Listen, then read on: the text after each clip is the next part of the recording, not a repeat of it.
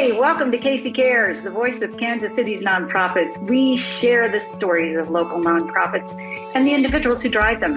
At Casey Cares, we connect the nonprofit and business sectors to enhance the quality of life right here in Kansas City for both our residents and visitors. This Casey Cares segment is brought to you by the Ewing Marion Kaufman Foundation, www.kaufman.org. I'm Ruth Baum-Biggis. 'Tis the season to lift others up, and today's guest is doing that in a big, powerful way. The Soul of Santa Do Good Foundation is on a mission to bring hope, resources, and true empowerment to high-functioning individuals with disabilities and their caregivers in low to moderate income households. Through storytelling, financial support, mentorship, wellness programs, education, food initiatives, and cultural experiences, this organization is creating holistic empowerment that nurtures mind, body, and soul. They're not just changing lives, they're opening doors to possibility and making sure everyone has the chance to experience the fullness of life. We're thrilled to welcome the Foundation's Executive Director, Dennis Powell, to share how they're spreading joy, support, and opportunity all year long. So let's dive in. Dennis, welcome. Well, thank you for having me, Ruth. I'm excited and I'm honored to talk to you. All right. Well, we first got to start with the name of the organization. Okay, Soul of Santa. Tell us how this started and why that name. Yeah, great question. So my father-in-law, his name is Tucker Lott.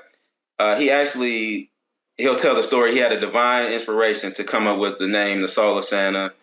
He said he got the image and went to an artist who actually has a disability. And so the journey started then, right? But he sketched it out in watercolor, and that's how it started. And so that was in the mid-'90s, actually. And so Tucker was on a journey to get the mission out, the word out about the Soul of Santa, and then fast forward to bringing me on, and we started the foundation. And tell us about creating a foundation. That's no easy lift.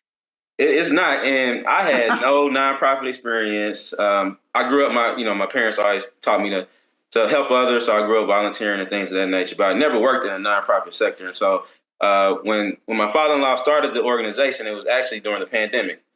And he called me. I was working in corporate. I was over in account management team and over one of our business resource groups and had a lot of things on my plate. I also ran outreach and youth at our church. But anyway, he called me one morning and said, "Hey, I'm starting a nonprofit." And I was like, "Oh, that's fantastic. I can help you with some connections. We can come volunteer."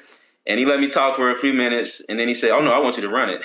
And so I told him, I said, let me pray about that. And felt that this was my call. And so I did a lot of research and made some connections to really help me speed up my journey as an executive director. But it's been a lot of growth over the last few years, just through, trial and error and research. But it's been a rewarding experience. All right, let's talk about why he wanted to start this nonprofit and what was at the root of it. Yeah, so my father-in-law grew up on the East Coast in a large family, and they were what we would consider poor, right? So the holiday season for them, it was hand-me-down presents, salvage trees, and so when he got older, he wanted to give people a different experience than he had. He also grew up in a fairly segregated town, so they made him and his siblings go to different schools, so that there was only one of them at each school that was African American. And so he wanted to also bring a diversity to the season. So that's how it all started. If you hear him talk, Tucker always talks about the inner person, Christmas in color. So seeing everybody's differences as a beauty as opposed to, an adversity. And so that's how it all started, right? And so he really wanted to make sure that everybody felt seen and supported. Fast forward to the mission of the foundation, he has a daughter named Aria. And so Aria lived with epilepsy. So she faced a lot of challenges, went to college, and they told the university about her condition. And they said, "Oh, yeah, we'll work with you." But they really, found it to be a challenge. So she didn't really get to complete her initial dream of being a chiropractor. But she transitioned to becoming an educator. And so we really wanted to find a way to support people like Aria, people that were, like I said, overlooked, forgotten, a lot of times just they needed resources that they couldn't access. And so that's why we formed the foundation. So Aria is heart and center, the core of this. Can you tell us a little bit about her? Yeah, she was a beautiful person. Unfortunately, she's no longer with us in body, but her spirit drives the work that we do. But she was a gifted singer, a beautiful voice. We have original music that she recorded. And so she also was, like I said, she was an educator. So she taught students with special needs because she wanted to help people like her. She also was a writer. And like I said, she's the backbone of the mission. We had a meeting when I started as executive director, and I said, we really got to narrow our focus. And we talked for a few minutes, and we were kicking some ideas around, and all of a sudden, she had a real soft voice. She said, why not help people like me? And so that is what drives me still today. And so Aria, like I said, she is the inspiration, the heart, the backbone of everything that we do. I've created a program in her honor to try to help keep her memory alive, and again, to help people like her. But like I said, if you're so inclined, you can check out some of our original music and hear her angelic voice. But she's missed dearly. But like I said, she's with us in spirit. Give the website so we all know where to go hear that. Oh, yeah. So our website is the soul, SOUL, of Santa.org. And so are you only focused on Christmas? Let's talk about your programming specifically, because Santa kind of hangs in December. Great question. No, we are year round. We do get 365. That's our motto there. And so, again, I created a program in honor of Aria. It's called the Aria Camille Empowerment Program. That program assists individuals in that target population, so individuals with disabilities that are higher functioning, as well as caregivers and parents. So it comes with a stipend. It also comes with both personal and professional development. So I mentor everyone in the program, and then also whatever field they're pursuing, I find a mentor for them in that area. So one of our biggest successes is we have a law student that's getting ready to take the bar next year. And so I was able to connect her with the sitting judge as a mentor to help her along the way. And so that also comes with wraparound services. So if it's food, clothing, transportation support, whatever that is, they get that for 12 months. They can reapply after the 12 months if they're still in school, or if they're a business owner that still needs assistance. And so that's our flagship. We also have a support network. So it's called the Soul Support Network. And that network comes with educational series that I do both online and through presentations. So it's to really amplify the disparity for the people of color with disabilities and chronic conditions. A lot of times we're not included in studies and research. And so just shining a light on that, but also providing next steps on what we can do to change that. It also has a podcast that we're launching called Soldier Standing Tall. And so that podcast will bring awareness, break stigmas, and also shine a light on remarkable individuals. And then we're also working on a support group for parents and caregivers. We also have a mental health awareness walk that we do annually in partnership with another nonprofit I'm on the board of called Uplifting People and Properties. So again, that's to highlight the mental health disparities. Again, so individuals with disabilities are 5 to 10 times more likely to have mental distress. So that's anxiety, thoughts of suicide, oh my gosh, thoughts of isolation. And then parents and caregivers are twice as likely to have a mental challenge. And so that's with feeling overwhelmed, right? A lot of times when they get the initial word of their child's disability, they go through some things at that point too. So we really want to shine a light on that. But again, provide next steps. So we work with organizations that can help with counseling and other services. And then we also do a food distribution monthly. So in partnership with Harvesters, we distribute about 20 to 25,000 pounds of food each first Friday of the month to over 250 families. And then at that same location, we have a pantry. So that's open on Wednesday evenings. We also do community assistance. So our foundation has awarded 8 vehicles in only 3 years. We know that transportation is a big need for our target population. And so we really focus on that. Aria had lost her driver's license due to some car accident she had when she had seizures. And so we saw the effect of having to rely on public transportation and also paid transportation. So we try to help with that. So those are some of our flagships. We also have some books that we authored. I wrote a book that introduces children to savings and banking. Aria wrote a book that's centered on diversity and belonging. It's about a child with a disability feeling isolated in the classroom. So we go to organizations like the Children's Place, schools like Tolbert Academy, Holiday Elementary, places like that. We read the book. We give out snacks and toys and copies of the book. So that's called It's Never Not Christmas. So those are some of our main programs. Wow, that's a lot of programs. Let's go back for a minute if we can. You said people with disabilities who are high functioning. So what kind of disabilities are we talking about? Obviously, epilepsy is one of them. you had Yes, mentioned. yeah, anything under the ADA. And so the only requirements is that they need to be able to work or live independent or be enrolled in school. But that's anything. So diabetes, ADHD, autism, any disability, we'll be able to support them with our program. And this is primarily for people of color? It's for everyone, but yeah, those are the individuals that tend to need more support, just based on socioeconomic needs and things of that nature. But we're here for everyone. Like I said, it's about the inner person, so we're here to help whoever we can. How do folks get to you? How do you find people that need this kind of support? So on our website, you can go on there. You can nominate individuals for community assistance or yourself if you need that. You can apply for our ACE program. There's an application process for that. But then we get a lot of word of mouth, a lot of phone calls, emails. So we prefer that you go on the website because it's easier for us to track. But like I said, any way that people get to us, we try to make sure we review the case and help as many people as we can. One thing I'll say is we're primarily self-funded. So in my role as executive director, I also wear many other hats, including grant writer and all that good stuff. But primarily, my father-in-law Tucker's business is the funder for the work that we do. Wow. All right. So there's you and a staff of 800, right? Right, yeah, 800 of me, yeah. But yeah, we rely heavily on volunteers at this point. Like I said, we're still growing. Definitely looking to add staff, but right now you're looking at them. Is it something that, can you really use volunteers and can they help you with this work? Absolutely. So again, on our website, I have a volunteer page where you can sign up. I have all the roles listed out, and so if you're inclined to help out, you can go on there.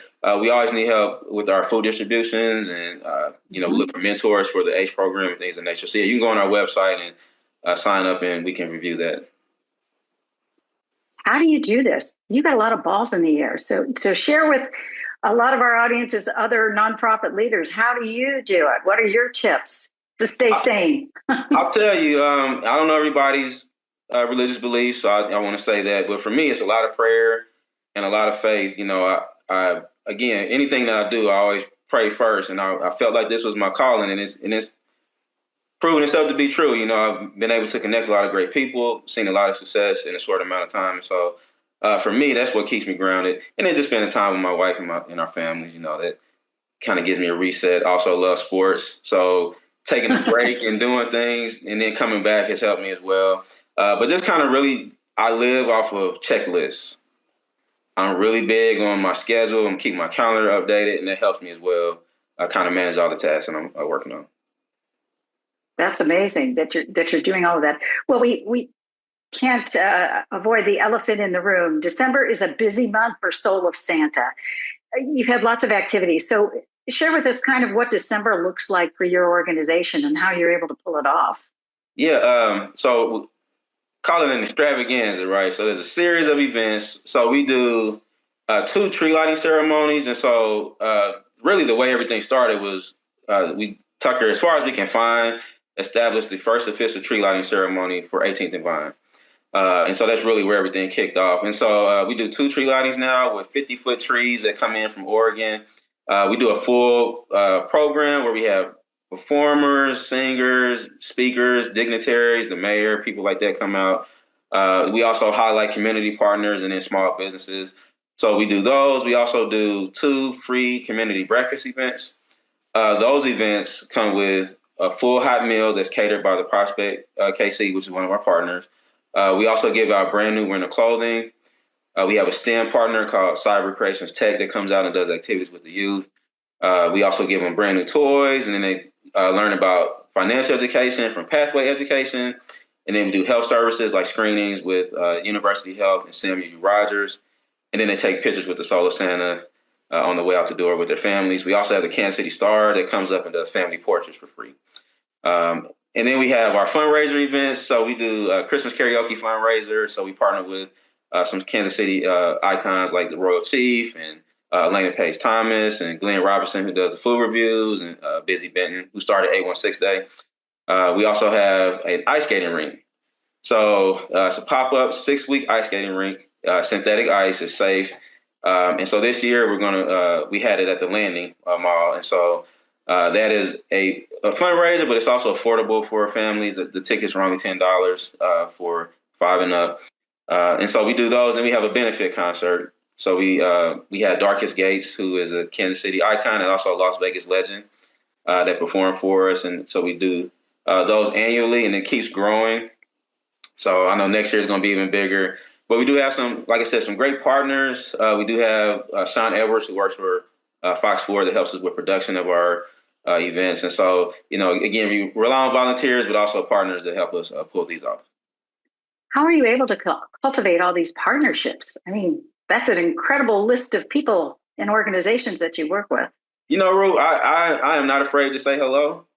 And I'm not afraid to ask to go to coffee or lunch, because you never know what opportunities will arise. You don't know what synergies that there are until you talk to someone. So I'm really big on that. I believe that collaboration is the key to success, and so I'll talk to just about anyone that's willing to talk to me to see what we can do together. So focus so heavily in December. How do you, reach out to this population, et cetera? You said, you have First Fridays, where people can come in and get food, et cetera. But how do you keep connected? By February, everybody's past Santa and they're on to, Valentine's Day, and then, all the rest of the fun holidays in the calendar. Yeah, and that has been a challenge, to be transparent. That the name and the imagery of the foundation. So I feel like I have a remedy for that coming with 2026. But yeah, what I do is I rely on those partnerships to help make sure that we raise awareness about the services that we provide, so that people are aware of us outside of December. It is a challenge to get people to turn that switch from thinking about just the holidays. Oh, you guys are doing things year round.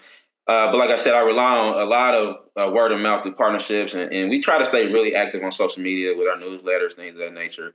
But it's really all about just spreading awareness. What would you say at this point? You said you were birthed during the pandemic, really created. That had its own challenges, I'm sure. Yes. But as you're rolling forward, you've got your feet on the ground now. You've been around what are the greatest challenges that you all face, and how are you dealing with them? Yeah, I think everybody funding is always a challenge, especially for small nonprofits that are growing.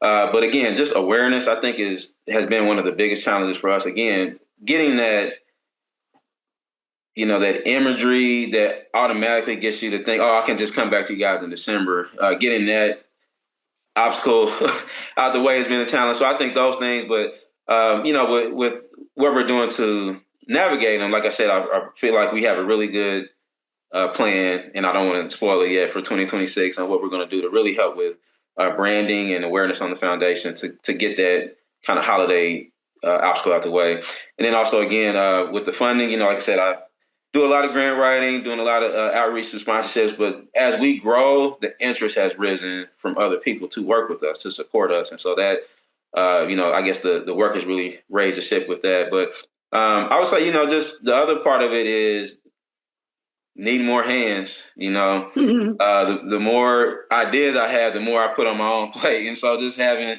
more help. And so, again, hopefully as we grow, the plan is to add, staff over a 3 to 5 year strategic plan, So, do you have a board? I mean, how are you organized and governed in terms of, all that good stuff? Yes, ma'am. Yeah, we do have a board. We have a tremendous board that, meets with us, hears my ideas, gives us feedback, helps us spread the mission. But we do have some tremendous board members. Rob Rogers, who runs Midstate Aerospace, is one of them. He's very tied into the community. He's been a great help. John Wood. So I'm not going to go through the list because I don't want to forget anybody. But we have some great board members that have really helped with making sure that we're staying on mission, and also helping with attaining resources to continue to work. How'd you go about creating your board? I think often that's a question for nonprofits: is how do I choose who comes and how we get them, et cetera? Great question. So my Tucker, my father-in-law, had already established the board before he called me to run the foundation. That work was done. Right. But over the years, we've had some, just people that had other things come up, scheduling conflicts. And so we've had to, get new board members along the way. So what I always do, I always like to meet with someone first, talk to them about what we're doing, see if they're interested, and then of course you take it to the board for a vote. But what I've learned is that you can tell really quickly if somebody's passionate about the mission.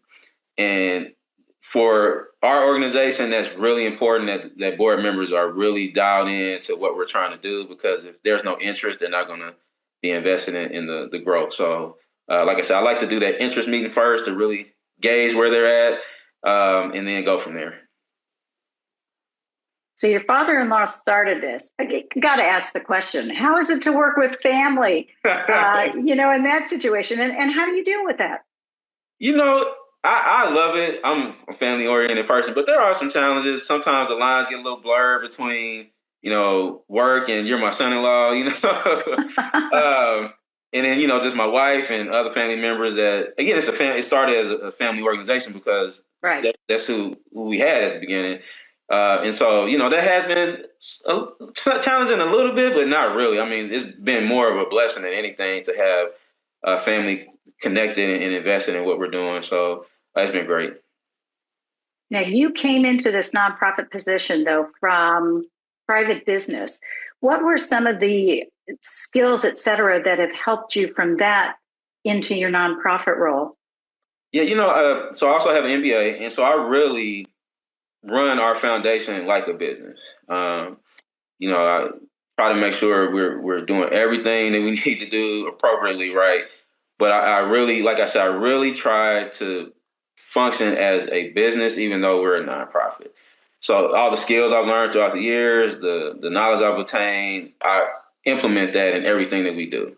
Try to be very strategic, right? I know it looks like a lot, and it is, right? But for me, it's very strategic, and there's synergy, right? There's commonalities in what we're doing, so it's not a lot of rework. It's just expanding, right? And so that's how I approach it. Like I said, it's a great question, but I look at it with a business mind, and I think that's helped me blend that with my service background. Like I said, growing up, volunteering, going to nursing homes, helping with seniors getting onto the church van, all that good stuff, all the cleaning the church up, all those principles that were instilled in me growing up, tied in with my business background, have really helped us. What were those surprises, though? Things that you thought, I never thought of that coming into this kind of work. I would say the challenge of people, and then not really knowing, because everybody has great ideas, right? There's a lot of tremendous organizations out here, and so not knowing that just because you have a great idea doesn't mean you're going to get support, right? And so I think that was probably one of the biggest surprises. I'm like, I got this great thing. I'm coming in. I got everything spelled out, and sometimes you get those people that just like, oh, we're just not a fit. And so I think that was probably one of the biggest surprises. But in terms of organization, I think that I researched a lot before I really went all in, right? I wanted to make sure I was prepared as an executive director before I really started, even adding new board members and things of that nature. And so I think just that planning and preparation kind of helped avoid some of those big surprises. But of course, there are always challenges and obstacles. That's life, right? But nothing too big that we couldn't overcome. Well, it sounds like you're telling us do your homework. I'm very analytical. I'm a creative as well. I think I have a good blend. But I'm very, very analytical, and like I said, I like to, prepare before I, make any moves. So, I am so impressed by the number of partnerships that you have. What's your secret sauce there? I mean, it's not always easy to cultivate a partnership. I don't really know, Ruth, if there's a secret for me. I love people. I love talking to people, and I love working with other people. I've always been like that, and I think people see that maybe when I reach out to them, when we have meetings about things. I think that they see that I'm genuine. I'm not just trying to check a box off or attach to someone just to say that I'm working with somebody, but I really want to collaborate, right? Because I feel like the more we work together, again, the bigger reach we can have. I think when we work in silos, when we try to hoard resources or things of that nature, we only hurt the community that we're trying to support. And so I think maybe that's probably my secret. Like I'm really genuine. I don't know what other people would say about that, but but I just love working with people, and I think it shows itself in the partnerships. So folks should call you, right? If they want to do a partnership helping that population, give you a ring, right? Please. Where do you see the organization going, like in the next 5 to 10 years? What's your long view? Yeah, of course, I definitely want to expand our program reach. Again, that comes with funding support, but I really also want to. Our model is really plug and play, right? We always say that. Mm-hmm. We can go to any communities, talking to other areas around, Kansas City, Kansas, things like that, to where we can broaden our reach. So that's one of our biggest goals, is to expand. Right now, our primary focus is the east side of Kansas City, but we can help anyone. I have people in our program that are in Florida, Connecticut, Texas. So that's probably the biggest thing is growing our programs. Also have some new things I want to do. I'm not going to share them just yet, but there are some new ideas and programs, community things I want to do that I've already started the planning for. So there are some things I'm really excited about over the next, I say, like I said, 5 to 10 years. I think we'll be a big organization. Of course, adding staff. Want to get a van that we can brand and do some mobile transportation of food resources with, and things of that nature. That's one of our biggest ones as well. But I would just say expansion, giving out more vehicles, things of that nature are really what we're looking to do. In the work that you do now, what touches your heart? What fills your cup in doing this work? You never do anything for a thank you or for you helped me, but like when those people come back and say, man, what you did ABC, right? It helped me do this, or this, it met this need. Seeing people's faces, like when we hand them the keys to a vehicle, or when we tell them we're going to be able to help them with some type of support, whatever that need is they had. Just that, I think that's really, I'm not going to say a motivator, but it helps, right? And so I would say that just being able to help people. I think about myself, right? I've been blessed throughout my life. I had great family support, was able to, kind of navigate corporate and things of that nature. But everybody doesn't have that same story. Some people really have some challenges. And so to be able to help people that need it is to me, is just a wonderful thing to be a part of. And I'm honored to do that, so that's what keeps me going. Well, we're so lucky that you all are in the community and you're doing the work that you do. It's not easy work either. Got to be a good problem solver. Yeah. And you don't have any gray hair or lines in your face. I am really impressed. Well, they're there. My beard, my wife tells me all the time, my beard is rapidly becoming salt and pepper. But yeah, I feel young. I feel energized. My father-in-law is a great inspiration for that too. He's 75 years old, but you would not know it. And so seeing him and the vigor he still has to help people after all these years, that's also something that keeps me running too. So, yeah. Well, thank you, Dennis, for what you do. Soul of Santa, Do Good Foundation. Check them out. They do work beyond Santa's primary month of December. So please check them out. Dennis, thanks for spending time with us. No, I thank you. It was an honor speaking with you. I love this, and excited for future conversations with you. Thank you for joining us for KC Cares, Kansas City's nonprofit voice, produced by Charitable Communications, which is a nonprofit. And this is brought to you by this KC Cares segment has been brought to you by the Ewing Marion Kaufman Foundation, www.kaufman.org. Now, if you'd like to be a guest, check out our other episodes. Go to our website, which is kccaresonline.org, and spread the love. You'll find us on Facebook and Twitter at KC Cares Radio, and on Instagram at KC Cares Online. And don't forget, you can catch us Saturday mornings at 8 a.m. on ESPN 1510 AM and 94.5 FM. Thank you for joining us on KC Cares.